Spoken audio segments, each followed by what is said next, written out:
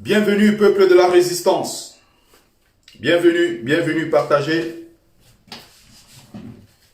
Bienvenue, je veux faire un live court et précis, maximum 50 à 1 heure de temps. Je n'irai pas plus loin. Un live de sensibilisation, un live pour alerter le peuple de la résistance. Pour alerter le peuple camerounais par rapport à tout ce qui est en train de se tramer derrière. Sur le dos du peuple, qui n'est pas au courant des informations, sur le dos du peuple, qui ne s'intéresse pas d'ailleurs à ce qui se passe à Yaoundé, sur le dos de ce pauvre peuple-là, qui sait juste se lever le matin et aller chercher son nyama. Aller chercher son nyama ne suffit plus. Il faut s'intéresser davantage à l'actualité politique du pays. Il faut être impliqué. Comme le dit notre frère Wilfried Kanga, avec son livre intitulé « Tu dois t'impliquer ». En tant que jeune Camerounais, tu dois apporter ta pierre à l'édification d'un nouveau Cameroun. C'est de ça qu'il est question dans ce live. Alerter sur ce qui est en train de se passer parce que beaucoup ne sont pas au courant. Ce qui est en train de se préparer, nous devons être à la hauteur. Notre riposte doit être à la hauteur. Nous ne pouvons pas passer notre vie à attendre. Nous ne pouvons pas passer notre vie à subir. On ne peut pas que regarder. À un certain moment, il faut être sérieux dans ce qu'on fait.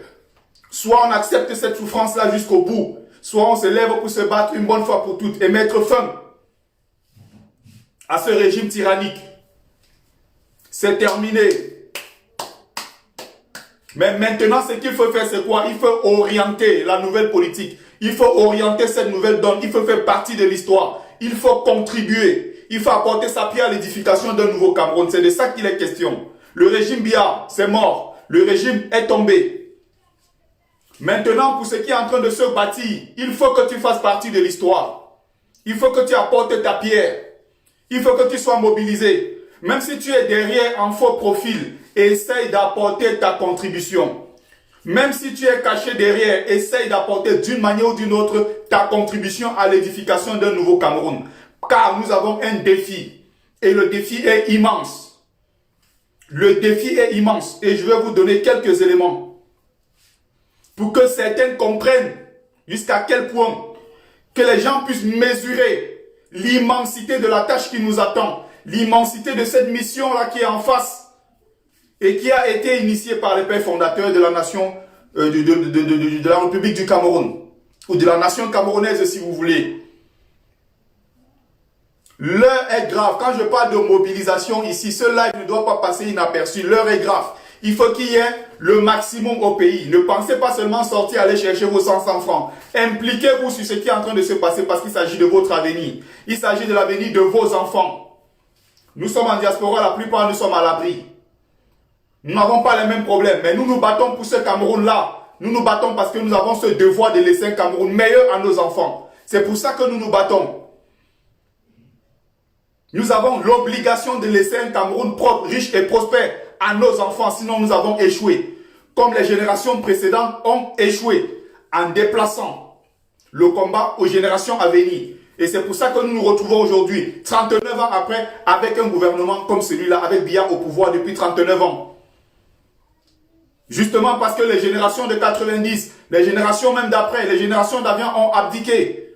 Après que les pères fondateurs aient initié ce grand projet. Il faut que les gens comprennent. Il faut que les gens comprennent que le combat que nous sommes en train de mener, ce n'est pas la blague. Ceux qui sont dans les distractions de Samuel Eto'o a trompé, qui on ne sait pas, c'est la distraction. Nous voulons être concentrés sur des vraies choses. Nous voulons être concentrés sur ce qui concerne notre avenir. C'est de ça qu'il est question. Ceux qui vont nous distraire avec le tribalisme, allez de l'autre côté avec. Ceux qui font des messages pour insulter les Bamileke, je vous ai déjà donné la méthode ici dans plusieurs directs. Ignorez-les et avançons sur ce qu'on sait faire le mieux. Pour fermer la bouche de tous ceux-là qui sont animés par la haine, qui sont habités par la méchanceté, par l'aigreur. On est un peuple digne. Je parle ici du peuple camerounais dans sa globalité. Nous pouvons nous bomber le torse en disant que nous sommes descendants des grands héros qui ont mené une lutte de résistance contre les colons. Nous devons être fiers d'être Camerounais, c'est de ça qu'il est question. N'est pas Camerounais qui veut, nous devons être fiers de cela. En dehors de quelques pays lusophones qui se sont battus, l'Afrique du Sud et autres, on a la plupart des pays africains qui ont obtenu leur indépendance après des négociations. Il y a eu des luttes qui ont évidemment été initiées. Après, il y a eu une entente entre le colon et le pays colonisé pour arriver à l'indépendance. Par un contrat entre les deux, on n'a pas donné l'indépendance parce que c'est le fruit des luttes. Mais pour le cas particulier du Cameroun, pour le cas particulier de Madagascar, pour le cas de l'Algérie, nous nous sommes battus, nous avons ce mérite et nous pouvons nous vanter de dire que nous sommes descendants des brillants qui ont secoué l'Occident, qui ont secoué l'Angleterre, qui ont secoué la France, qui ont secoué qui ont secoué l'Allemagne et qui, avec ces grands héros, sont partis au sommet, à l'ONU, parler de la cause du Cameroun. Nous venons d'un grand pays qu'on appelle le Cameroun. Ce n'est pas donné. Regardez l'histoire du continent dans son entier, dans sa globalité. Le Cameroun a une position géographique, stratégique et tout ce que vous... C'est un pays béni. Nous devons être fiers d'être Camerounais. Les autres, il y a eu des négociations, mais nous avons obtenu notre indépendance, les armes à la main. Le peuple s'est battu jusqu'au bout. C'est ce qui s'est passé en Algérie. Avec les Krimbel Kassem, Ben Bella, Aïn Ahmed, tous ces gens qui se sont battus pour que l'Algérie soit ce qu'elle est, avec évidemment France Fanon qu'on n'oublie pas, à qui on a un peu rendu hommage dans ce pays. C'est une histoire particulière, les grands massacres de l'Algérie. Des centaines de milliers de morts en Algérie pendant ce temps. Il y avait bien pire que ça au Cameroun, pratiquement entre 600 000 et 800 000 morts, selon les sources. Les Oumiobe, Ernest Wandje, Wungli Masaga, Osende Afana, tous ces héros, Moumié, tous ces gens qui se sont battus, ce n'est pas le fruit d'un hasard. Nous devons célébrer ça tous les jours. D'ailleurs, qu'on n'enseigne pas ça dans nos écoles. Ils n'enseignent pas ça dans nos écoles, mais cette histoire est connue, même du Camerounais de la rue qui n'a jamais été à l'école. Il sait qu'il y a eu un héros dans ce pays qui s'appelle Oumiobe. Et c'est notre fierté. Nous devons valoriser et mettre en avant ces gens qui se sont battus. Ils ont initié donc une lutte. Raison pour laquelle il faut se battre. Nous avons le devoir de nous battre jusqu'au bout pour parachever cette lutte. Et c'est la lutte la plus âpre, la plus difficile. Pourquoi? Parce que pour installer au pouvoir pour la première fois dans l'histoire de notre pays, le Cameroun, j'ai cité l'Algérie, j'ai cité le Cameroun, j'ai oublié de citer aussi, j'ai cité déjà Madagascar, mais avec les héros là-bas qui sont les plus connus, il y a Rabé Mananjara, qui est un grand écrivain d'ailleurs.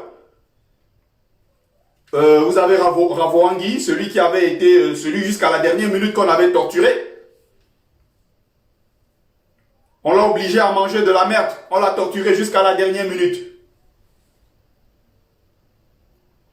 Avec Raceta. Voilà les trois grands héros.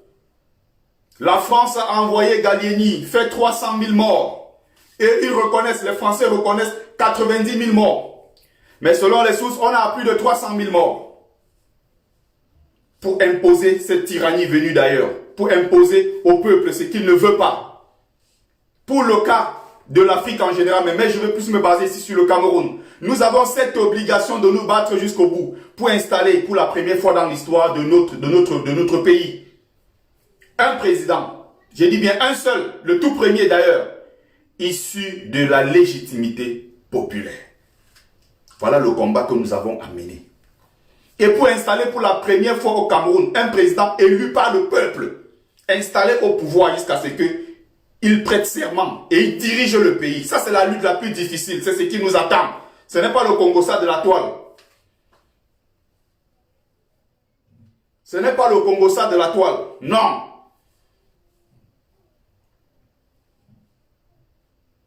C'est un combat qui est difficile. Tout le monde doit être impliqué parce que le nombre compte dans ce que nous faisons. Pour y arriver, qu'est-ce qu'il faut faire? Il faut d'abord commencer par renverser cette France tyrannique. Quand je parle de la France ici, je précise bien, moi je vis en France. Donc je ne peux pas souhaiter le malheur de la France. Je ne peux pas souhaiter le malheur d'un pays où je vis et où je suis en train de faire mes enfants. Mais je parle précisément ici de cette oligarchie, de ces dirigeants français qui sont cachés, tapis dans l'ombre à l'Élysée.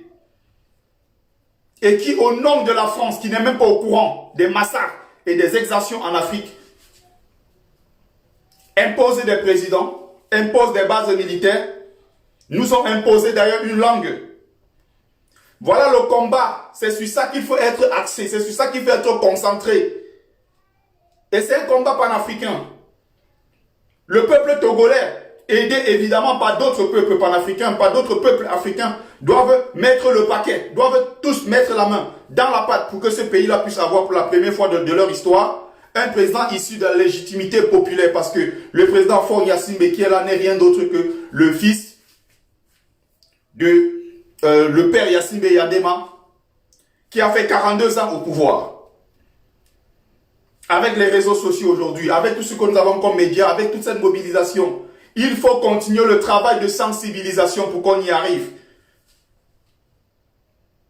Donc je suis en train de dire que installer pour la première fois dans l'histoire du Cameroun un président issu de la légitimité populaire, le choix du peuple comme on dit, comme nous avons d'ailleurs fait avec Maurice Kamto, mais qui malheureusement n'a pas été installé. Mais ça se fera, j'y crois jusqu'au bout.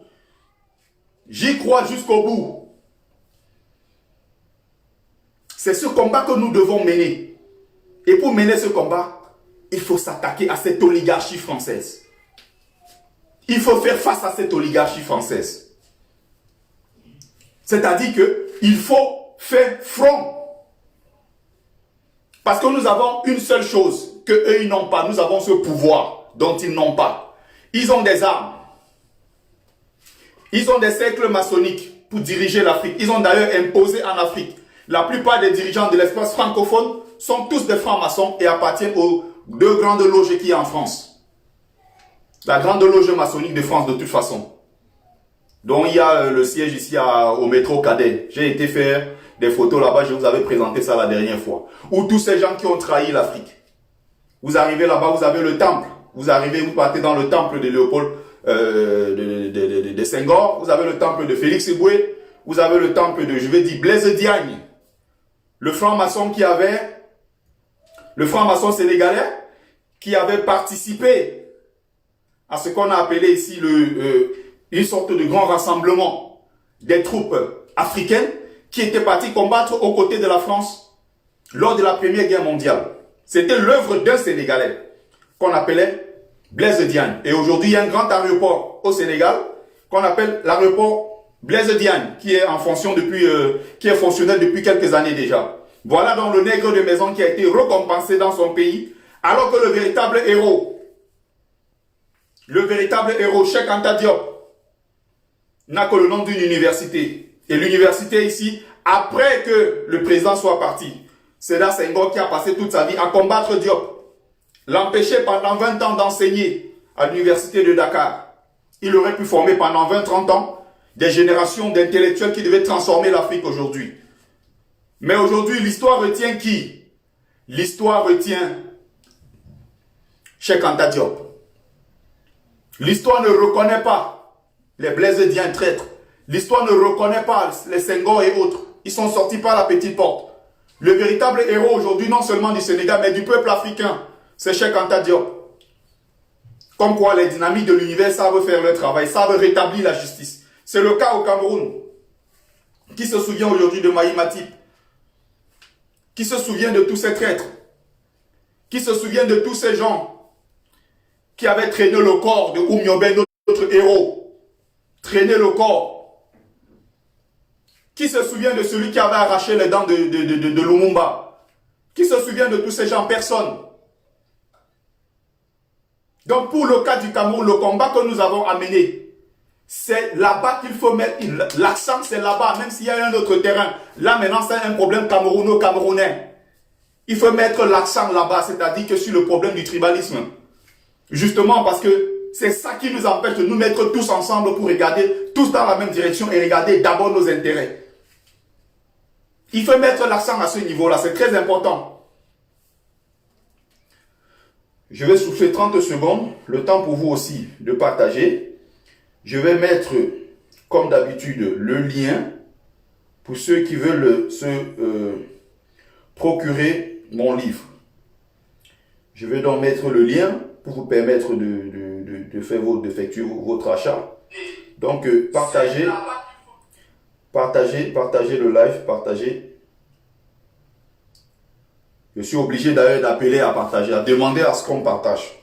Si j'avais organisé un live du Japap ici, il y aurait des centaines de gens pour écouter le Congo ça. Donc le lien a été épinglé. Vous connaissez très bien. C'est la vente de mon livre intitulé Folie et calvaire des migrants. Donc vous pouvez passer la commande. Si vous êtes en France, c'est 22 € avec les frais d'envoi direct. Vous recevez dans votre boîte aux lettres. Pareil pour ceux qui sont à l'étranger, je veux dire hors de la France, ça fait 29 €. Donc, je continue le live. En attendant vos commandes, je vais vérifier à la fin pour ceux qui sont intéressés. Vous avez juste à m'écrire. Et voilà, à mettre à l'intérieur, vous contribuez. Faites un tour de partage. J'étais donc en train de dire ceci. S'attaquer à ça, c'est s'attaquer. Il faut savoir qui sont nos ennemis. Si on dit aujourd'hui qu'on va installer Kanto, qu'on va installer un président de la République du Cameroun issu de la volonté du peuple, il faut qu'on sache que derrière, ce président ira travailler pour nous. Et s'il veut travailler pour le peuple, ça voudrait dire que en face, il y aura les intérêts des Occidentaux qui seront menacés, en commençant par la France. Ce sont des cercles maçonniques qui seront en panique. Et combattre ces gens n'est pas la chose la plus aisée. J'ai bien dit ici, le lien reste encore très fort entre cette France-là et nos dirigeants africains qui sont pour la plupart francs-maçons et appartiennent à la grande loge maçonnique de France. Ce sont donc ces Français qui ont Veolia chez nous, qui ont Areva chez nous, qui a changé de nom d'ailleurs, ce n'est plus Areva maintenant, ils ont un autre nom. Mais ils sont toujours spécialisés dans l'exploitation de l'uranium en Afrique. C'est Total. Total qui est à l'origine de plusieurs guerres en Afrique, notamment 3 millions de morts dans la guerre du Biafra. Parce que le général de Gaulle avait déjà fait son choix de soutenir Emmanuel Ujukwe. Avec Elf qui est devenu par la suite, qui a pris un autre nom. Le président donc à l'époque avait déjà confié les contrats pétroliers à Shell, qui est ici plutôt anglo-hollandais.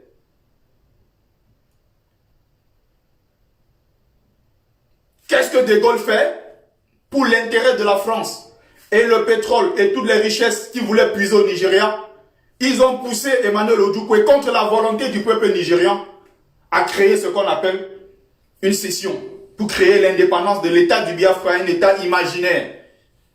À cause de cette guerre, 3 millions de morts dans nos rangs, pendant que eux, ils venaient jouer les bons samaritains, ils venaient jouer les sauveurs. Ils venaient filmer, ils venaient prendre des photos, mettre partout sur les chaînes de télévision du monde entier pour dire voilà les nègres ils sont en train de s'entretuer. Et les petites femmes, les femmes blanches et gentilles viennent donner des pots de yaourt aux enfants qui meurent de faim. Alors, derrière, ce sont eux qui financent les guerres.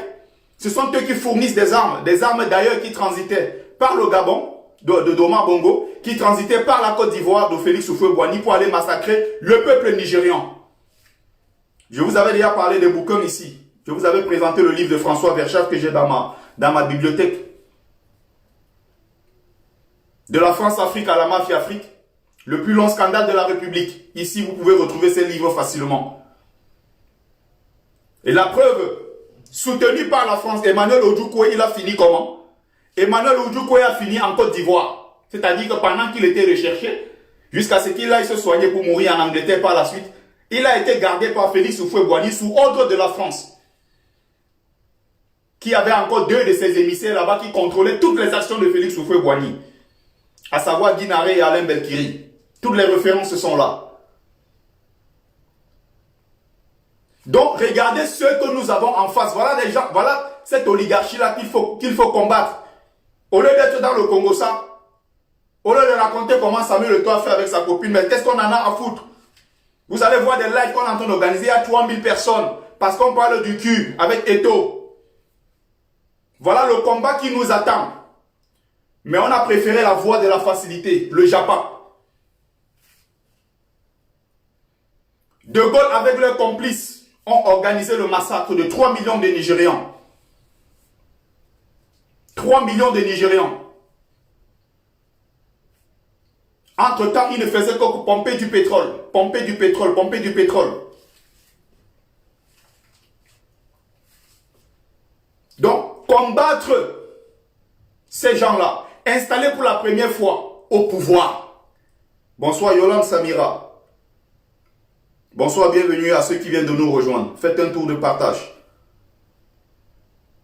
Pour la première fois installé Maurice Kamtorou, installé autre président élu par le peuple au Cameroun.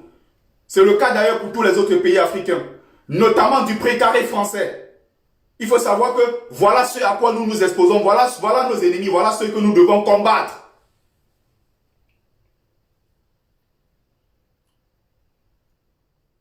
Du côté nigérian, pareil, du côté du Rwanda, 800 000 morts en 3 mois, c'était les mêmes, pour leurs intérêts. Donc, sachez que voilà ces gens, ce sont ceux-là qui ne veulent pas notre bien, ce sont ceux-là qui ne veulent pas nous voir libres et épanouis, profiter des richesses de notre sous-sol. Le combat est tellement violent, le combat est tellement âpre, la mission est tellement une mission difficile. C'est une lourde responsabilité qui pèse sur notre épaule, ces épaules frêles de cette jeunesse. Les épaules frêles de cette jeunesse, nous devons subir tout ça, nous devons porter tout ça. C'est pour ça que le continent entier doit se mettre en place pour lutter contre cela. Et donc pour émerger, c'est-à-dire que cette guerre-là a fait émerger des gens, des spécialistes, des grands mercenaires, en dehors de Bob Denard et autres, des grands mercenaires qui étaient spécialisés dans la vente et le trafic d'armes en Afrique. Et c'est lui qui a été récompensé après en France en prenant le poste de ministre des Relations extérieures ou bien de l'Intérieur. On appelait Bernard Kouchner en France. C'était lui le spécialiste à l'époque. Le trafic d'armes. La nuit,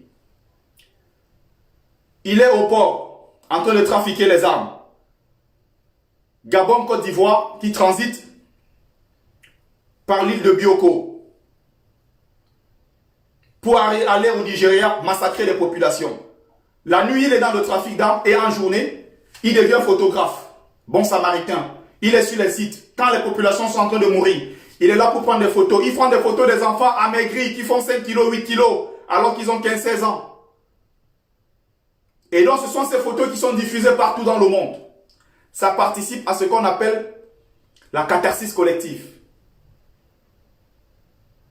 Il faut montrer ces images-là pour faire peur. Et justement, il y a un espace qu'ils ont choisi pour diffuser à outrance, faire une propagande aux Antilles, pour dire aux Antillais, attention, Martinique, Guadeloupe. C'est pour ça que quand vous voyez les Martiniquais Guadeloupéens, ils sont en panique. Quand on leur dit que non, allez réclamer votre indépendance. Quand ils regardent l'image en face d'Haïti avec les poubelles, avec des enfants pauvres, des enfants amaigris, du tremblement de terre et tout ce qui va avec, on présente aussi le vaudou comme étant une confrérie où on mange les gens et autres. Ça contribue à ce qu'on appelle cette catharsis collective. On crée le trouble, un trouble psychologique au sein des populations.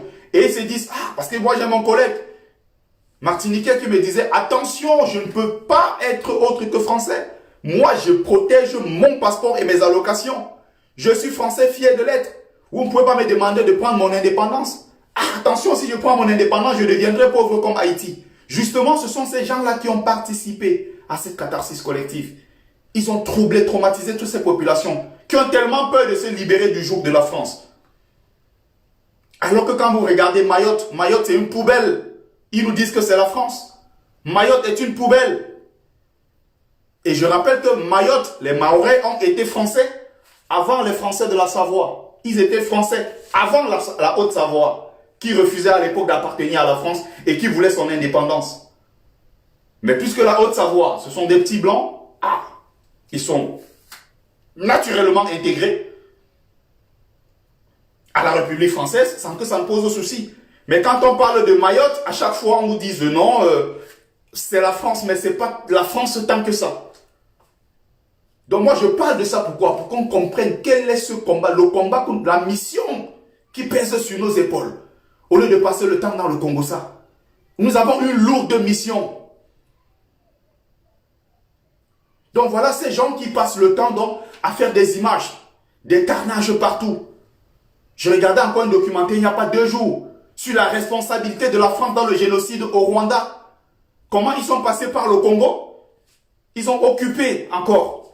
Il y a un brillant Camerounais qui a écrit plusieurs ouvrages dans ce sens, qu'on appelle Charles Onana. Vous pouvez juste cliquer en ligne, vous retrouvez ces ouvrages. C'est important de donner aussi souvent des références comme ça pour ceux qui veulent en savoir plus.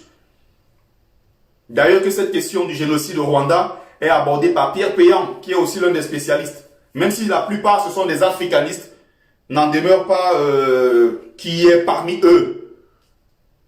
Néanmoins, parmi eux, il y a quelques personnes qui sont bien sûr des blancs, mais qui sont sérieux dans leur lutte. C'est le cas de François-Xavier Verschaff, qui est pour nous un héros, qui a écrit plusieurs ouvrages.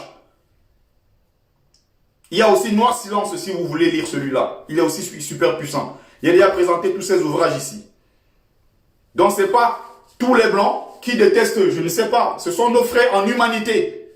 Il y a parmi eux ceux qui ne sont pas d'accord qu'on se serve du nom de la France pour massacrer les populations en Afrique. Mais il y a parmi eux ceux qui s'en foutent et disent ce sont des nègres. Vous pouvez les tuer tant que nous avons toutes les richesses en France. Ça nous arrange. Donc, il y a des organisations humanitaires qui ont fait un travail sérieux à ce niveau. Par exemple, François-Xavier Verschaff a été président de l'association Survie. Vous pouvez cliquer sur Internet, en quelques mots, Survie, pour voir ce qu'ils sont en train de faire. Pour voir ce qu'ils sont en train d'apporter depuis des années sur l'histoire du Cameroun, sur les luttes qui sont menées un peu partout en Afrique. Survie a fait un travail remarquable. Odile Le Topner, la femme de Mongo Betty, appartenait à cette association. Elle a été même d'ailleurs directrice. Ils ont fait un travail remarquable sur le terrain. Donc voilà, pour une fois, une association complètement occidentale et qui s'intéresse aux choses de chez nous avec un sérieux dont nous-mêmes nous le saurons être à la hauteur. Rien à voir avec la Société des Amis des Noirs, créée en 1788 vers la fin de l'esclavage entre guillemets ici, par Étienne Clavière, qui disait, voilà, nous sommes les amis des Noirs, il y avait des groupes à l'intérieur avec des pétions, qui d'ailleurs se sont servis de ces associations et tout.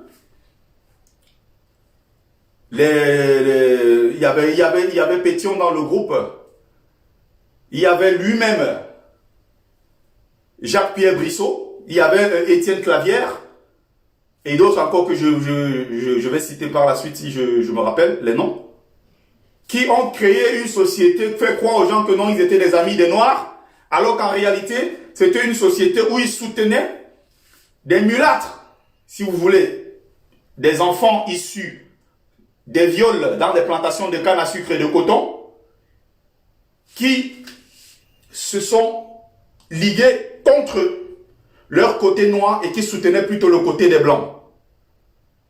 Ceux-là qu'on appelait les mulâtres, qui ont fait des guerres âpres contre le peuple noir, alors qu'ils étaient tous dans le même bateau, c'est-à-dire que les blancs les rejetaient, mais eux, se sentant intermédiaires, n'ont pas embrassé le côté des noirs, mais se sont plutôt mis entre eux, mulâtres, pour combattre les noirs. C'est ce qui s'est passé à Haïti, dans ce qu'on appelait la guerre des couteaux.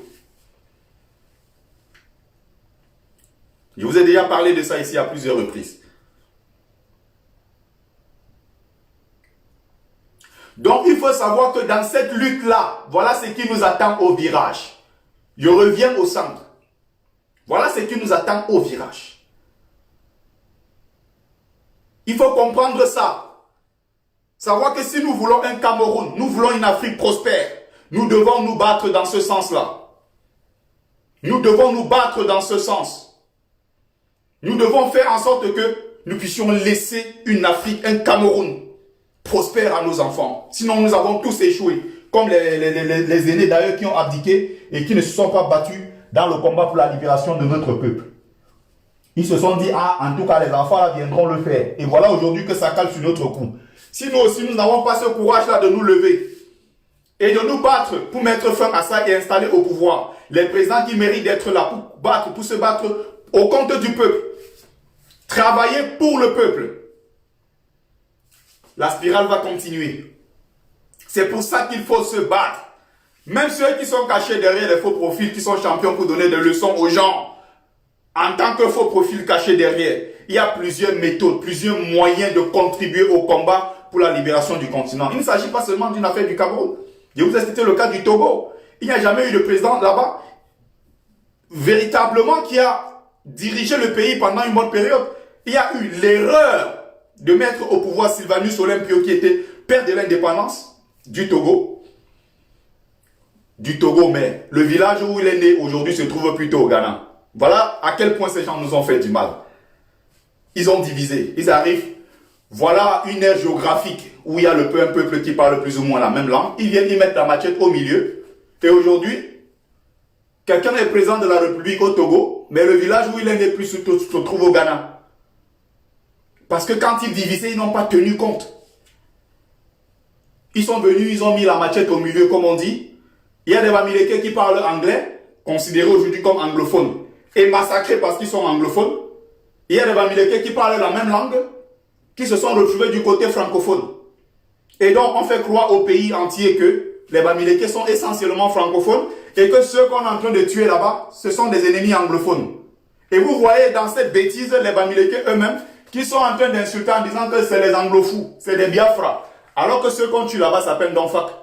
Ceux qu'on tue là-bas s'appellent Chinda. Dans le Lébialem, là où il y a Phil Marshall. Ceux qu'on est en train de tuer, ce sont leurs propres frères. Et même les anglophones, entre eux, quand ils veulent s'engueuler, c'est le leader-là qui mène la lutte. On dit à Phil Marshall, ferme ta gueule, petit Bamileke. Donc entre eux, ils savent qui est Bamileke, qui ne l'est pas. Mais on a fait croire aux Camerounais que non, les anglophones sont essentiellement ces fous, ces Biafra et autres. À Tonga, par exemple, quand on voulait dire, on cherche quelqu'un pour défricher les plantations, on dit, va chercher le Babindop. Ils appellent le Babindop. Au Mungo, là-bas, on dit, va chercher ton Bamenda. Au Cameroun, plus globalement, on dit, je ne suis pas ton Bamenda. Ça veut tout dire. Le mépris que nous avons pour nos propres frères. C'est justement ça, Séverin Ngongang. Il y a un nom qui m'est venu en fait. Il y avait une femme Douala dans notre association qui s'appelait Ngonga avec GA à la fin tout simplement. Elle était Douala. Et à chaque fois qu'elle donnait son nom, on écrivait toujours Ngongang avec NG à la fin. Et elle criait, mais c'est pas possible, vous allez me suivre, je ne suis pas Bamileke. Pourquoi vous mettez mon nom à chaque fois, vous écrivez Ngongang? Je ne suis pas Bamileke, c'est quoi cette histoire? Je m'appelle Ngonga. Ngonga est précisé à chaque fois. Ngonga, donc quand j'ai prononcé, après ça m'est venu comme ça. Mais c'est vrai Ngonga. C'est aussi pour apporter, c'était pour la petite anecdote. Donc voilà l'axe du combat que nous devons mener. C'est un combat âpre contre ces réseaux maçonniques. Au Gabon, loge maçonnique de France, c'est elle qui contrôle. Au Cameroun, en Côte d'Ivoire, n'en parlons plus. Ahmed Bakayoko qui est mort était le président du cercle maçonnique de Côte d'Ivoire. Baron de la drogue de la Côte d'Ivoire. La plaque tournante de la drogue en Côte d'Ivoire. Premier ministre, ministre de la Défense et maire de la ville d'Abobo. À lui seul, il avait 5 postes. Peut-être encore il y a d'autres postes que j'oublie. Ou bien que je ne connais pas. Il avait 5 postes. Il puisait dans l'argent du peuple pour investir dans le monde du showbiz et se faire un nom. Et c'est celui-là qui est célébré en Côte d'Ivoire. Donc c'est-à-dire, on tue les mêmes populations, on détourne l'argent qui est censé construire des hôpitaux, censé construire des routes, on met dans son compte bancaire, et on vient trouver un musicien, on lui donne 1 million, on faraude 10 millions par-ci, on faraude 10 millions par-là, et il est acclamé comme étant le gentil. Jusqu'à quel point les Africains sont cons.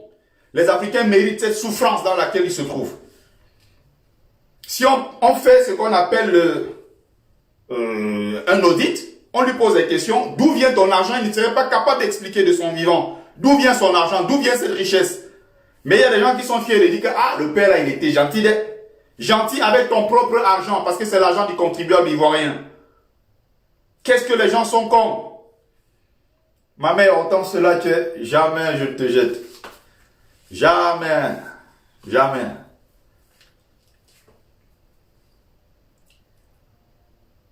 C'est de ça qu'il est question. Donc il faut que ce soit au Togo avec Faure Gnassingbé, que ce soit au Congo-Brazzaville avec Denis Sassou Nguesso, qui est d'ailleurs devenu, qui est l'un des grands maîtres aujourd'hui, qui est devenu le patron de l'Afrique centrale. Sachant que de l'autre côté, bien, il est vivant, il est mort, on ne sait pas de toute façon. Même s'il est vivant, c'est un légume tout simplement qui est posé dans un coin quelque part. Et Ngongo a obtenu les signatures permanentes à la présidence. Donc, il fait ce qu'il veut. Il nomme les ministres, il fait ce qu'il veut. Donc, le grand baron de cette zone-là, Sassou Nguesso. Tout cela appartient à quoi? À la loge maçonnique de France. Par curiosité, quand on va ouvrir, allez là-bas visiter. J'y étais, je me suis demandé, mais... je me suis dit, mais pourquoi pas, je suis allé visiter. Même si je suis entré là-bas, mes cheveux quand même se sont levés.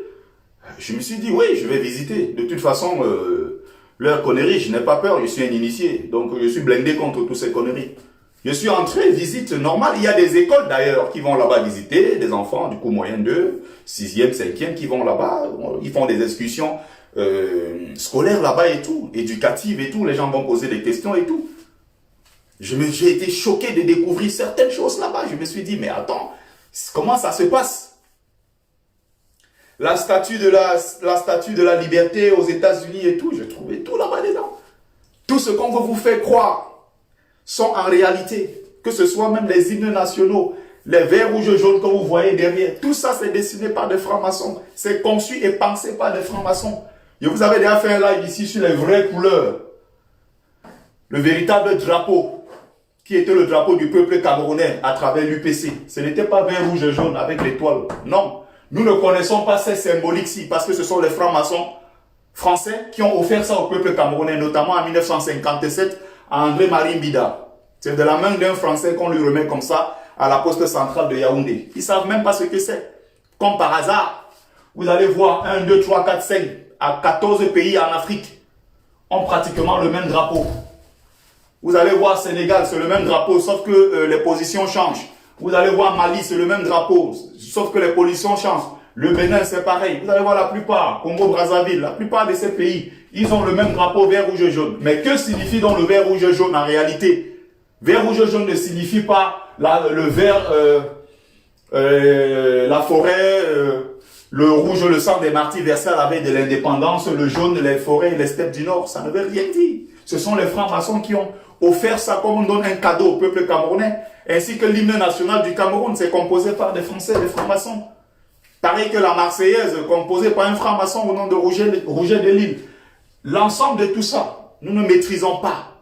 Mais le véritable drapeau qui a été conçu, qui a été pensé par les enfants camerounais eux-mêmes, c'était tout simplement le rouge comme ceci, avec un crabe et ses tentacules comme ça au milieu, un crabe noir, avec un fond rouge. Le fond rouge signifiant ici, symbolisant le sang des martyrs versé à la veille de l'indépendance. Et on avait là un crabe initiatique noir représentant la couleur de notre peau et des tentacules comme ceci qui symbolisaient la volonté du peuple camerounais à se réunir. Cette volonté, cette symbolique-là, tout ça est expliqué plus facilement. Mais encore ce que j'ai dit là, c'est ce qu'ils ont choisi de dire aux non-initiés. Il y a maintenant des véritables références derrière qui est réservé aux gens qui appartiennent à ces cercles initiatiques. Donc, c'était juste un petit truc vite fait sur les drapeaux. Pour dire que l'ensemble de tout ça est conçu, pensé pas des gens qui appartiennent à des loges occidentales qui n'ont rien à voir avec l'Afrique. Donc, en voulant mettre au pouvoir forcément quelqu'un qui a été élu par le peuple, sachant qu'on s'expose à ceci. On va lutter contre la franc-maçonnerie. On va lutter contre les multinationales. Il n'y a pas que Total. Je vous ai parlé de l'implication de Total dans les multiples guerres en Afrique. Il y a Veolia, il y a Bolloré. Vous connaissez le scandale Bolloré. Pour Bolloré, un Camerounais vaut 73 € après l'accident de train des Écarts. Pratiquement 500 morts. Il a comment on appelle ça, dédommagé. 73 € par victime. Un mort, 73 € que Bolloré a versé aux familles. Il y a des enfants de 9 ans qui travaillent dans des plantations là-bas comme des esclaves, qui ramassent le cacao, de l'huile rouge, qui produisent tout ça. Bolloré s'en fout parce que pour lui, ce sont des nègres. Bolloré a reconnu sa corruption active. Je crois que c'était au Togo. Il a reconnu encore ça en Guinée-Conakry, où il a aidé à installer au pouvoir Alpha Condé. Voilà des gens qui sont installés depuis des années. Ils sont là, installés, détruisent le peuple, détruisent tout un continent. Il faut savoir qu'on fera face à cela. Et donc nous avons une force qu'ils n'ont pas. La force que nous avons, ils ne l'ont pas. Ils ont des armes, ils ont des espions, ils ont des médias pour la propagande. Ils ont des cercles maçonniques, ils ont des bases militaires, ils ont des multinationales, ils ont tout pour s'imposer. Mais nous avons une et une chose qu'ils n'ont pas. Nous avons la force, nous avons le nombre. Et donc même s'ils envoient, ils ont même des bases militaires, des États satellites comme le Tchad, la Côte d'Ivoire avec des bases militaires un peu partout. C'est-à-dire que quand il y a le moindre problème, comme c'était le cas lors de la guerre du Biafra au Nigeria, les avions décollaient du Gabon pour aller fournir les armes au Nigeria. C'est pareil, ce qui s'est passé au Libéria avec l'assassinat du président libérien par Doe, Samuel Doe. Les armes venaient d'où? Ça partait de la Côte d'Ivoire juste à côté pour aller de l'autre côté. C'est-à-dire qu'ils ont fait exprès de créer des États. Leur créature, de toute façon, mettre au sommet, à la tête de certains États en Afrique, leurs valets qui sont là pour jouer le rôle. Félix Houphouët-Boigny, c'était son rôle et il était fier de jouer ce rôle-là. D'ailleurs, c'est de lui que vient le nom France-Afrique. Tellement il aimait la France colonisatrice. Donc c'est de là, c'est de ces points-là qu'on part pour trafiquer les armes, pour massacrer les populations, pour faire transiter les armes, des bombes et tout ça, pour massacrer notre peuple. C'est pour ça que c'est un combat qui est très difficile. C'est un combat qui est long, c'est un combat qui est difficile, qui est âpre.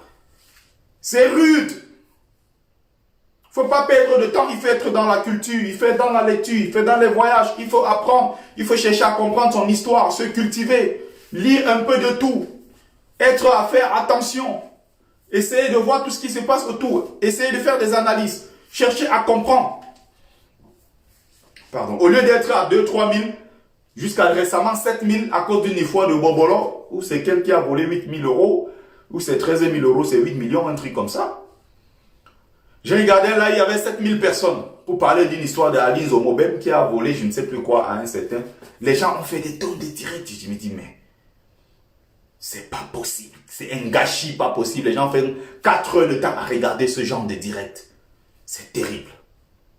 Moi, je fais un direct aussi important, aussi instructif. Il y a 140 personnes. C'est incroyable. Voilà notre problème. Même souvent à mon boulot, je demande à mes collègues, mais comment vous faites pour vous asseoir et regarder des lives à la con pendant des heures et des heures? Ils regardent, ils rigolent, ils rigolent, ils rigolent, ils regardent, ils sont contents. Ils sont dans l'émotion. Ils sont dans ce qu'on appelle le digesto festif. Après, quand ils finissent, ils vont jouer les games sur les téléphones. Je lui dis, mais tu as travaillé 8 heures de boulot ou 12 heures de boulot. Tu es juste assis à regarder des lives à la con. Tu es sur ton téléphone pour pianoter des trucs, des jeux à la con qui ne t'apportent rien. Pendant ce temps, tu aurais pu lire. Tu aurais pu écouter un live instructif. Tu aurais pu regarder, je ne sais pas, un bon film sur l'histoire de ton pays, de ton continent. Il y a des tonnes de films gratuits même sur YouTube. Il y a tellement de choses à faire. Parce que quand vous emmagasinez, quand vous apprenez, c'est comme ça que vous pouvez transmettre autour de vous. Aujourd'hui, moi, je suis propagateur de ce savoir. Je suis dans ce qu'on appelle la transmission. Si je transmets, c'est parce que justement, j'ai emmagasiné. Si je transmets, c'est parce que oui, j'ai appris. Et nous devons nous mettre sur ce chemin-là tous. Nous devons apprendre au maximum. Se servir des réseaux sociaux pour diffuser gratuitement cette connaissance. Parce que pendant trop longtemps, on a pensé que la connaissance était réservée uniquement à ceux-là qui ont été à l'école. La connaissance était réservée uniquement à ceux-là qui étaient sortis des grandes universités. Non. Il y a des gens sortis de grandes universités, je ne les envie pas intellectuellement. Personnellement, je ne les envie pas. Je n'ai rien à envier d'ailleurs. Que ce soit leur cursus scolaire, ça ne m'intéresse pas. Il faut travailler dans ce sens-là, parce que c'est en faisant ça que vous pouvez transmettre.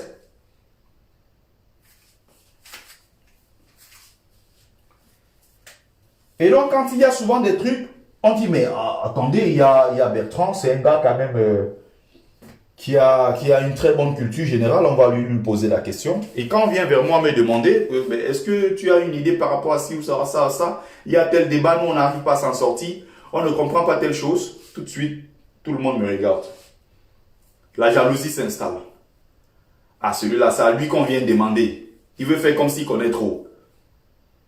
Mais tu es un con, parce que quand moi je passe mon temps à lire, à écrire, à travailler, à remuer ces méninges-là, à faire ce que toi tu ne veux pas faire, tu es sur le game en train de jouer, tu danses, tu fais des trucs qui plaisent à ton sens, à tes sens. Tu es dans l'émotion, moi je suis dans un travail concentré. Mais c'est un mérite si demain, les gens pour telle ou telle chose, puisque quand ils se trompent, généralement je suis là pour leur dire, mais non. J'essaie de recadrer, j'essaie de donner des trucs, je donne des références. Même mes chefs me connaissent pour ça. Et ils me disent, oh, l'intello là, toi, j'ai dit, bon, je ne fais que ce que je sais faire. Parce que je sais, c'est difficile. Hein? C'est difficile. Moi-même, souvent, j'ai peur de succomber à ça. J'ai un live comme ça où je vois un japap. Mais, je vois le japap, le niveau est élevé dans le japap. Je vois, j'ai un bouquin. Je me suis dit, les 50 dernières pages, aujourd'hui, là, je dois finir ça. Les 50 dernières pages. Et je fais une lecture méthodique, une lecture scientifique. Je dois poser un regard exercé sur ce que je fais. Mais il y a un japap ici, sucré, le feu sort. Même moi-même, souvent, je dis que oh, le japap, c'est ne loupe pas ça. Mais peut-être je peux regarder quelques minutes. Je me reconcentre sur ce qui est intéressant. Mais il y a ceux qui vont prendre 6 heures de temps pour regarder ce japap. Moi, j'essaierai de passer à autre chose. Demain, sur telle chose qui concerne son propre pays, quand je lui parle, il est choqué. Toi, tu ne peux pas me parler de mon pays, comme il y a certains Ivoiriens. Toi, tu es Camerounais. Toi, tu veux me parler de mon pays. Je dis, mais c'est pas parce que tu es Ivoirien. Je connais des trucs sur ton pays que tu ne connais pas. Et quand je commence à lui sortir dans des références, il est choqué. Il dit, il y a un Camerounais, là, il veut toujours montrer qu'il connaît. C'est pas ça, c'est de la jalousie. C'est de la frustration. Parce qu'il voit que je suis à l'aise sur certains sujets, bah, ça le dérange. Bah, si tu veux donc faire les mêmes sacrifices que moi, autant de prendre du temps pour faire le japap et tout, c'est comme il y a souvent des gens, je vois dans mon live, il y a des gens qui viennent mettre des commentaires sur mon live. Je sais que ce commentaire est dû à une chose. C'est dû à la frustration. Le mec, il regarde, il se dit, merde, Bertie, ici, c'est pour un pour qui même. Tel ou tel truc quand même, le gars dit des trucs. Il sait que ce que j'ai dit là, parfois c'est au-dessus de son entendement. Mais lui, il ne conçoit pas que ce soit de moi. Si ça vient du professeur Franklin Nyamsi, il dit que oui, parce que c'est Nyamsi. Mais comme ça vient de moi, il se dit, merde, Bertie, là, il se prend pour qui même. Un gars qui lave les assiettes, il se prend pour qui, tout ça. Et donc, tu vas voir, il va mettre un commentaire insultant. Le genre de personne là, je ne perds pas le temps. Je bloque. Va avec ta jalousie et ta frustration de l'autre côté. J'en ai rien à foutre. Après, ils vont créer d'autres profils pour venir envoyer, sortir le nom. S'il te plaît, débloque tel profil. Je ne débloque personne. Tu viens sur ma page, tu es insultant, tu es viré. C'est aussi simple que ça. Donc, il faut distiller. Il faut apprendre. Même si tu ne dis pas forcément tout. Je ne donne pas forcément tous les éléments. Mais je mets sur des pistes. Je ne donne pas forcément tous les éléments, mais je mets sur des pistes qui permettent d'apprendre. Récemment, je lisais encore un bouquin, j'étais émerveillé. Récemment, j'ai fait un travail sur... Je parlais tout à l'heure du vert rouge jaune. Il y a aussi l'hymne national du Cameroun. Donc Famen Ndongo, qui est là lui-même, a dit, il a reconnu que les paroles ne viennent pas de ce qu'on nous a fait croire qu'il y avait l'école normale de Foulassi.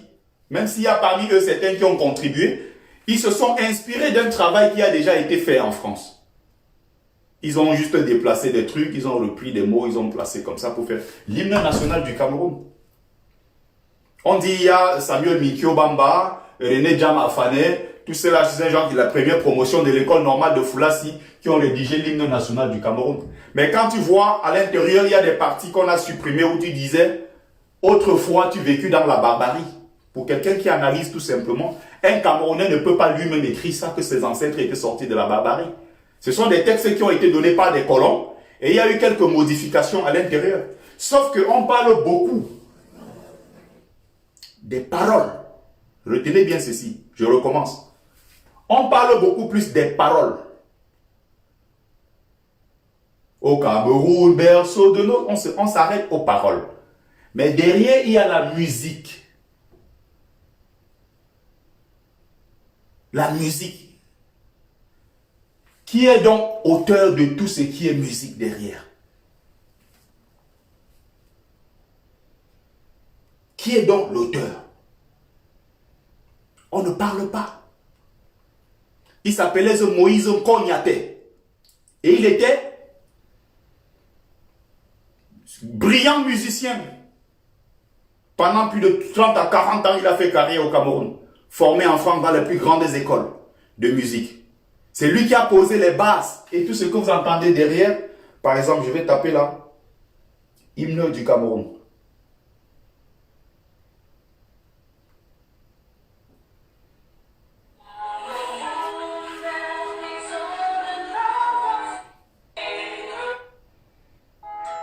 Avec vous, nous soutenons les commerces de proximité. Oh, c'est plus Balakon, Soul.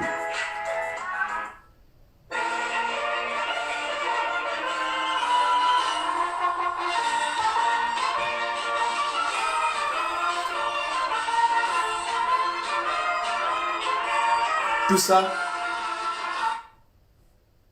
les paroles, oubliez les paroles, la fanfare, la musique derrière, c'est l'œuvre de quelqu'un qu'on appelle Moïse Nkognaté.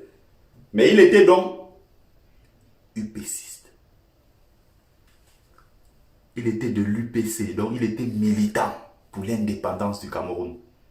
L'histoire a fait exprès de l'exclure, de parler de René Djama Afane, de parler de Mikio Bamba Samuel, de parler des autres. Chut. Quand il s'agissait de son nom, on disait non, ne parlez pas de lui. Il est de l'UPC. Et donc, il y a beaucoup de gens au Cameroun qui ont contribué à l'histoire de notre pays, dont on ne parle pas parce qu'ils étaient UPCistes. C'est à nous de faire renaître ces gens. C'est à nous de mettre ces gens-là au devant de la scène. Il s'appelait Moïse Nkognaté.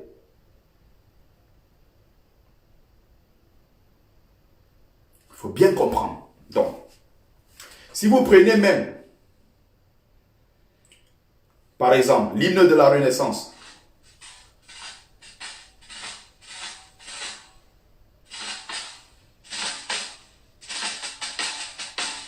Des vallées, des boulevards, au plateau de la Tambawa, des bambous tous au Libanais. Si vous écoutez, vous prêtez attention. Ou bien, je vais dire, si vous vous concentrez sur la musique qui est derrière, vous oubliez les paroles qui sont les paroles de Jacob. De l'hymne national du MRC, il s'appelle Jacob quelque chose. Le son, la musique derrière est toujours basée sur les œuvres de ce brillant monsieur.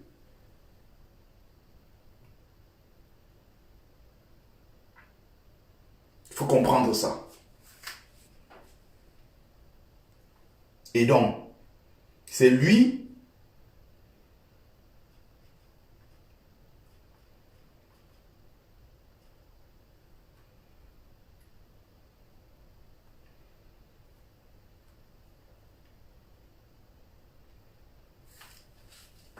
On continue dans le live.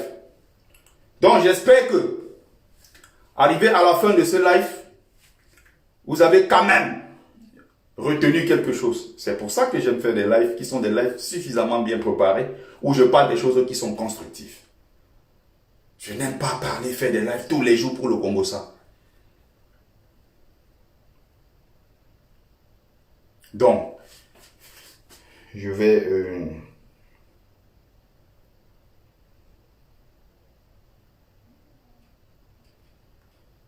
Faites le partage, hein. Faites le partage du live. Faites le partage du live. Et le lien qui est là, c'est pour la vente du livre intitulé Folie et calvaire des migrants.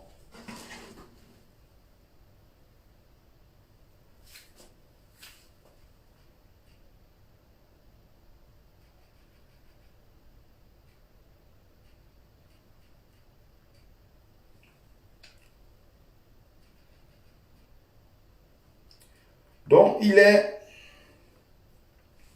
Vous allez donc écouter ce son.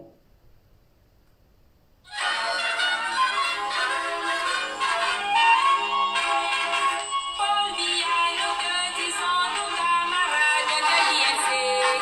En avant pour ta tâche de continuateur, par la volonté de Dieu et la confiance de la nation. Jamais, jamais tu ne failliras. Il y avait une chanson au Cameroun qui disait Paul Biya, où est l'argent que Aïdjo t'avait laissé? C'est Marie Arcangelo et Michel Arcangelo. En fait, c'est un couple. Et donc, ce son dont le monsieur est donc le fils de celui qui a donc composé la partie musique de l'hymne national de notre pays qui s'appelait Moïse Nkognaté. Sauf qu'il a été exclu parce qu'il était militant UPCiste. Voilà une partie de l'histoire de notre pays. On va donc continuer. Je vais donc faire une conclusion de mon live, comme j'aime d'habitude revenir sur ce que j'ai préparé, point par point. Comme ça, si les gens peut-être sont venus en retard, ils peuvent au moins se retrouver le petit résumé de mon live en 10 minutes maximum. Faites un tour de partage et surtout, je vais regarder à côté si les gens ont passé aussi des commandes. Dans le livre, il faut encourager le jeune auteur. Voilà. Peut-être demain, on va parler de moi partout, vous ne savez pas. Il faut encourager. Hein. Ceux qui sont arrivés au sommet, là, ils ne sont pas des magiciens. Hein. Ce sont des gens qui ont commencé comme moi.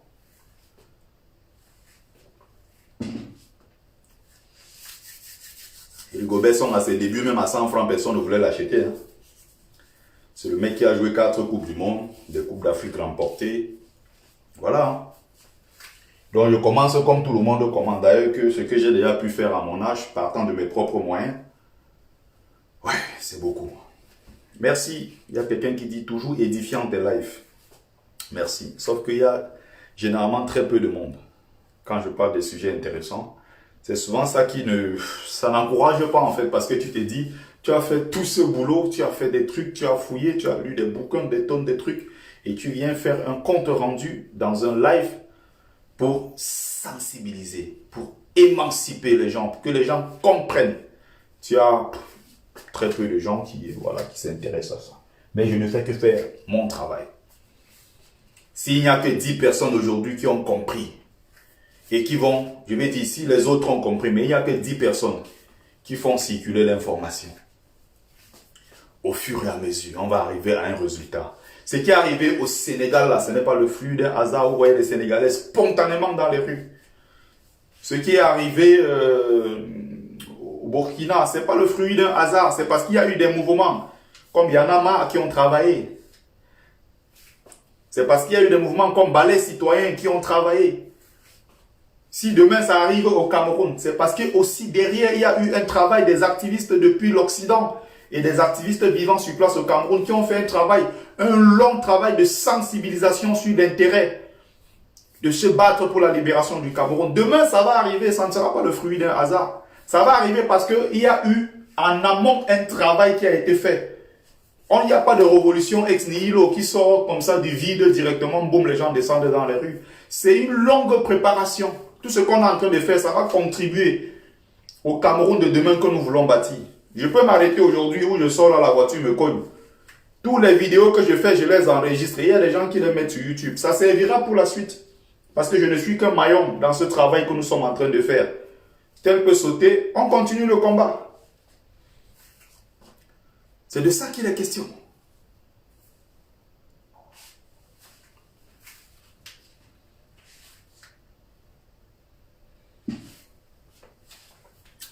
Donc j'étais en train de dire que cette lutte est une lutte très difficile. Et on aura donc besoin de beaucoup de monde. Parce que le seul pouvoir que nous avons, c'est le nombre. C'est le nombre. Et avec ce nombre-là, si nous sommes des milliers, demain 200 000, 300 000, 1 million dans les rues de Yaoundé, à Douala, il y a 700 000, 800 000, nous sommes partout. Ils ne pourront jamais tirer parce qu'ils savent que tirer, ce serait risquer eux-mêmes pour leur propre vie. Alors, ils vont faire comme à la place Tahrir en Égypte. Ils vont préférer déposer les armes pour venir célébrer avec le peuple. C'est ce qui s'est passé au Zimbabwe quand ils ont dit c'est trop avec Robert Mugabe. Le peuple est descendu dans les rues. Les militaires ont fait semblant au départ de tirer. Macky Sall a tiré au départ. Il a envoyé les militaires dans les rues, les policiers pour tirer. Ils ont tiré sur les gens, il y a eu des morts. Les Sénégalais, plus ils tiraient, plus ça. Et le peuple est descendu. Ils ont oublié qu'ils étaient Sérère, qu'ils étaient Mandjak, qu'ils étaient Wolof, qu'ils étaient Peul. Ils ont oublié. Ils ont laissé les affaires de tribus derrière. Mais au Cameroun, non. Tu vois un gars Bassa affamé au quartier, c'est lui qui peut arrêter les autres, il peut déposer au commissariat en disant que non, vous les Bamileke, vous voulez détruire le Cameroun. Vous voulez déstabiliser le pays. Le pays est en paix. Comme si les anglophones qui meurent depuis 2016 ne sont pas des êtres humains. Mais je suis choqué quand je vois ce genre de choses. Donc, je dis que dans ce combat, nous avons des bases militaires imposées partout en Afrique. Et ce n'est pas qu'en Afrique. Hein. Il y a des bases militaires déjà. Il y a une base militaire chinoise déjà à Djibouti. Base militaire turque. Base militaire des Émirats Arabes Unis. Il y a une base militaire indienne à Madagascar. Donc l'Afrique est encerclée par des bases militaires. Des bases militaires, il y en a pratiquement partout sur le continent. Je parle ici, en dehors de la France, qui a des bases militaires partout, des autres pays qui sont déjà en train d'entrer dans la danse. Les Américains ont des bases militaires. Là, au Soudan et tout. Ils contrôlent toutes ces zones-là. Les Américains ont même encore imposé récemment des bases militaires en Pologne, en Lituanie, dans tous ces pays-là pour encercler la Russie. Cette Russie-là qui est en train de se battre aujourd'hui pour la décolonisation de l'Afrique. Même si derrière, ils ont aussi leurs intérêts. C'est du gagnant-gagnant. Je n'ai rien contre ça. Ils sont en train de faire un boulot remarquable en République centrafricaine. Et la libération du continent africain se fera à partir de la République centrafricaine. C'est à partir de là que ça se fera. Donc il y aura ces bases militaires. Il y a des loges maçonniques. Il y a des États satellites qui sont là pour faire le jeu de la France-Afrique. Il y a des valets qui sont installés. J'ai cité le cas de Fort Yassimbe, j'ai cité Félix Fort Yassimbe, j'ai cité le père Oufoué qui est parti et qui a laissé le poste aujourd'hui. Le nègre de maison, c'est Ouattara. J'ai cité le cas du Sénégal avec Macky Sall. Même si nous, on aurait aimé avoir Macky Sall au Cameroun. Des fois, les gens critiquent. Moi, j'ai dit, j'aurais aimé avoir un Ouattara au Cameroun. Au moins, c'est lui qui construit les ponts. Même s'il endette la Côte d'Ivoire sur 100 ans. On voit au moins ce qu'il a construit, les routes, les hôpitaux. Il a quand même fait des efforts. Je ne suis pas pro Ouattara, je suis pro Gbagbo. Même si Gbagbo, je l'ai toujours dit, il est bon pour être chef de village, pas pour être chef d'État. Qu'il aille se reposer, Bédier, pareil, Ouattara, qu'il dégage tous. Et qu'on confie la Côte d'Ivoire aux jeunes qui peuvent faire, qui peuvent reconstruire ce beau pays-là. Et quand je parle de reconstruction ici, c'est réchauffer et remettre les populations ensemble. Qu'on oublie les histoires de Ado, le camp de Gbagbo contre le camp d'Ado, qui a longtemps divisé, comme au Cameroun aujourd'hui, Tontina contre Sardina. Ça a longtemps divisé les gens. Il y a eu des couples se séparer à cause de Tontina, Sardina. Il y a eu des restaurants se vider à Paris parce qu'il y a d'autres qui estiment que c'est un restaurant des Bamileke. Ils n'iront pas manger là-bas. Il y a eu d'autres qui estiment que non, c'est le restaurant des Boulou. Nous, on ne part pas là-bas manger parce que nous, on est Bamileke. Mais c'est très grave. Je l'ai dénoncé ici à plusieurs reprises. Ce vivre ensemble-là est en train de s'effriter aujourd'hui à cause de la politique. Il faut éviter ça. Il ne faut pas tomber dans ce piège. Donc, on est donc tombé dans la bêtise. Au point où aujourd'hui, je ne sais pas si vous êtes au courant, au Gabon, il y a Une loi qui a été votée. Comme quoi, si vous ne vous vaccinez pas, et surtout c'est à l'AstraZeneca, le vaccin venu de Royaume-Uni que tout le monde est en train de critiquer à présent, à cause des effets secondaires, coagulation de sang et tout. Le Gabon vient d'imposer ça à tous les fonctionnaires et tous les gens qui travaillent la privé comme public. Si vous ne vous vaccinez pas, vous n'obtenez pas votre salaire. Alors qu'au Gabon, il n'y a pas urgence par rapport au Covid. Il y a urgence par rapport... En Europe, il y a urgence. Mais ils n'ont pas imposé le vaccin en Europe. Mais ils ont imposé le vaccin. Lui-même impose le vaccin à ses propres populations au Gabon qui fait à peine 2 millions d'habitants. Alors qu'en France, il y a 70 millions, ils n'ont pas imposé. En Angleterre, il y a 65 millions. En Allemagne, il y a 80 millions d'habitants. Ils n'ont pas imposé. C'est très grave. Il faut donc se mettre au travail. Il était question donc de parachever cette lutte initiée par ceux que j'ai cités, que ce soit les Nikanon Djawé, que ce soit les Kapet de Bana, que ce soit les Wungling Masaga, Osende Afana, Martin Singap, Elisabeth Djouka,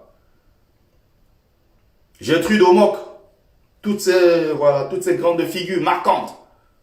Je cite quelques femmes quand même parce que c'est important de citer nos mamans. Il n'y avait pas que des hommes dans ce combat. Comme d'ailleurs dans la négritude, quand on parle de Léon Gontran Damas, Léopold Sédar Senghor, Aimé Césaire, il n'y avait pas que les femmes, il n'y avait pas que les hommes dans la négritude. Il y a donc des femmes qui avaient été écartées simplement parce qu'elles sont femmes. C'est notre histoire. Il faut faire ce travail. Aller chercher à comprendre. La Déclaration universelle des droits de l'homme. Pourquoi droit de l'homme? Pourquoi pas dire le droit des êtres humains? On dit Déclaration universelle des droits de l'homme et de facto, ça exclut les femmes. Alors que pendant les guerres, pendant tout ce qui se passait, les femmes étaient aussi dans le combat. Les femmes étaient au front. Les femmes portaient aussi des armes. Les femmes aussi mouraient. Les femmes étaient aussi blessées au front. Les femmes aussi étaient infirmières. Ce sont des femmes qui soignaient les blessures. Ce sont des femmes qui nettoyaient des soldats blessés. Ce sont ces femmes-là qui accompagnaient même des corps pour être enterrés dans des cimetières militaires. Ce sont des femmes qui faisaient un boulot remarquable. Ce sont des femmes qui cuisinaient. Ce sont des femmes qui étaient aussi au front, qui allaient en guerre. Mais quand il faut rédiger tout ça, on exclut les femmes. Arrive donc dans l'histoire une femme qu'on appelle Olympe de Gouges qui va décider de réécrire la Déclaration universelle des droits des hommes en y incluant les femmes. Elle sera arrêtée juste pour cela. Et guillotinée à la place de la Concorde. Là où vous voyez, il y a une pyramide. Il y a, pas une pyramide, il y a une sorte de long truc avec un sommet pyramidal comme ça, j'ai oublié le nom. C'est la place de la Concorde. C'est toujours au même endroit qu'on avait guillotiné Louis XVI. C'était avant appelé place de la Révolution. C'est maintenant devenu place de la Concorde. Donc, respect. C'était un coucou aux femmes. Donc, voilà l'ensemble de ce que je voulais aborder dans ce live. Nous avons une puissance qu'ils n'ont pas. C'est le nombre. Manifestation. L'obélisque, merci. C'était le nom. L'obélisque de la Concorde. Volé d'ailleurs en Égypte. Comme d'ailleurs, ils ont tenté de voler tous les trucs pour installer ici. Ils avaient fait pareil à Rome et au Vatican et tout. Mais l'Italie avait remis une partie parce qu'ils avaient pillé ça à l'époque en Éthiopie, dans l'ère géographique de ce qu'on a appelé avant l'une des premières d'ailleurs empires du continent africain, qu'on appelait Axium en Éthiopie. Et donc c'est dans cette zone-là qu'ils avaient volé les obélisques et tout, ce qui était à Rome et tout. Mais les Italiens quand même, ils ont été honnêtes, ils ont remis. Ils ont remis. Même s'ils avaient envoyé ça là-bas en morceaux, ils ont découpé, ils ont renvoyé en morceaux. Alors que quand ils ont porté pour ramener en Europe, ils ont ramené, mais par jalousie, pour casser tout, ils ont détruit en morceaux, ils ont mis dans les bateaux, ils ont renvoyé. Mais ils ont quand même remis. La France a refusé de remettre. Donc, voilà l'ensemble de ce que je voulais aborder dans ce live. Merci, j'espère que vous avez aimé. Je vais m'arrêter là. Mobilisation, mobilisation, mobilisation. Il faut continuer la lutte jusqu'à la victoire finale. Jamais se décourager jusqu'à la victoire finale. Si vous avez aimé le live, partagez. Pour ceux qui veulent le livre, le lien est encore là. Cliquez tout simplement. Vous mettez 22 € si vous êtes en France. Vous envoyez l'adresse complète comme sur la boîte aux lettres. Je vous envoie ça dès demain. Ce matin, je t'ai envoyé des livres pour l'Espagne, l'Angleterre, l'Écosse aussi et un au Canada. J'ai fait des envois ce matin. Je fais des envois tout le temps. Même si c'est un seul livre commandé, vous commandez maintenant. Demain matin, j'envoie. Donc, pour ceux qui sont à l'étranger, ça fera 29 €, les frais compris. Vous mettez l'adresse complète comme sur la boîte aux lettres. Vous recevez votre livre. Aussi simple que ça. En attendant que je le mette sur d'autres circuits, c'est comme ça que je le vends pour l'instant. Merci à vous qui avez pris le temps de regarder le live. Je vais m'arrêter là. Très bonne soirée. Et merci à ceux qui ont fait un tour de partage. Merci à vous qui avez été présents.